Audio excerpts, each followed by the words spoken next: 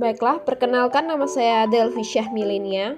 Di sini saya perwakilan dari kelompok 1 akan menjelaskan materi yang pertama, yaitu tentang pengertian pembelajaran fikih MI.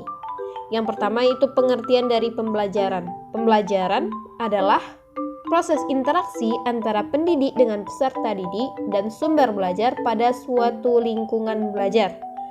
Sedangkan pengertian dari fikih yaitu menurut bahasa fikih itu berasal dari fakiha yakofu fikhan yang berarti mengerti atau faham.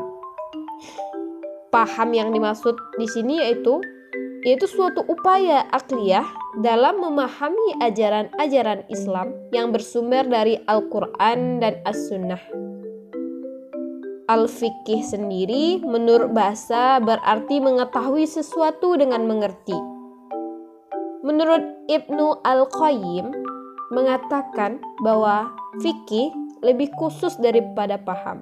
Maksudnya di sini yaitu pemahaman mendalam terhadap berbagai isyarat Al-Quran secara tekstual maupun kontekstual. Tentu saja secara logika pemahaman akan diperoleh apabila sumber ajaran bersifat tekstual atau berupa teks.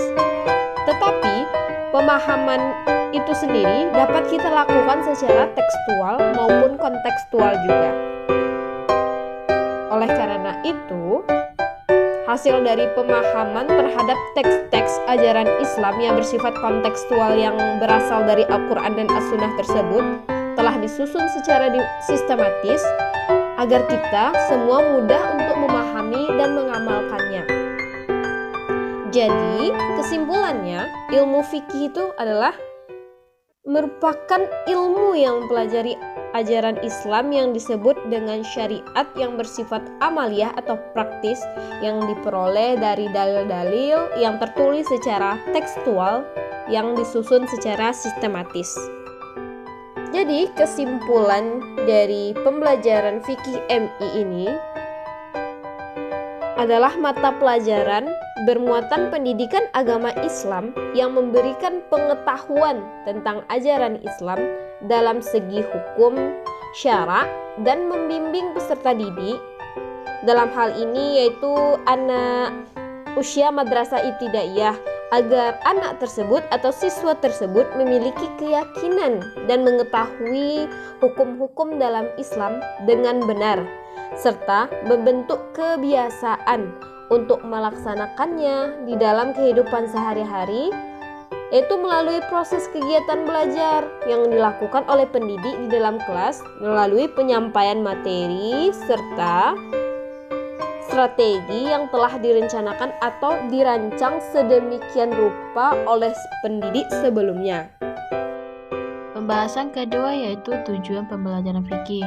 Nah, tujuannya adalah agar peserta didik mampu mengenal dan melaksanakan hukum Islam yang berkaitan dengan rukun Islam, mulai dari ketentuan dan tata cara pelaksanaan taharah, sholat, puasa, zakat, sampai dengan pelaksanaan ibadah haji, serta ketentuan tentang makan dan minum, khitan, kurban, dan pelaksanaan jual beli dan pinjam meminjam. Di sini saya adalah Prima Mabruri akan mempresentasikan yang poin C, yaitu tentang ruang lingkup pembelajaran fikih MI. Yang pertama yaitu fikih ibadah. Fikih ibadah adalah menyangkut pengenalan dan pemahaman tentang cara pelaksanaan rukun Islam yang benar dan baik. Contohnya seperti tata cara tahara, sholat, puasa, zakat, dan ibadah haji. Sedangkan fikih muamalah yaitu yang menyangkut pengenalan dan pemahaman mengenai ketentuan tentang makanan dan minuman halal dan haram, serta tata cara pelaksanaan jual beli dan pinjam meminjam.